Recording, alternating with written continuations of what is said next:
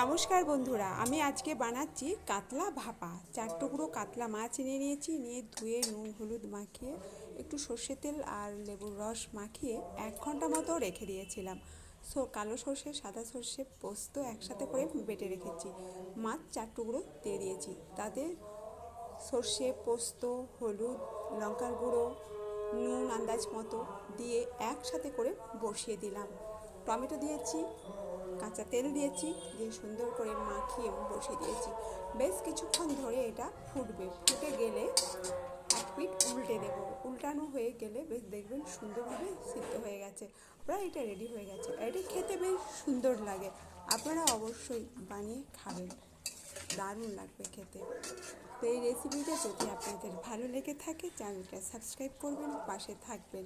আর নামানোর আগে কাঁচা তেল আর কাঁচা লঙ্কা দিয়ে নামিয়ে নেব। দেখুন কত সুন্দরভাবে দেখতে হয়েছে। আশা করি আপনাদের এই রেসিপিটা ভালো লাগবে। আর আপনারা সকলেই ভালো থাকবেন। নমস্কার।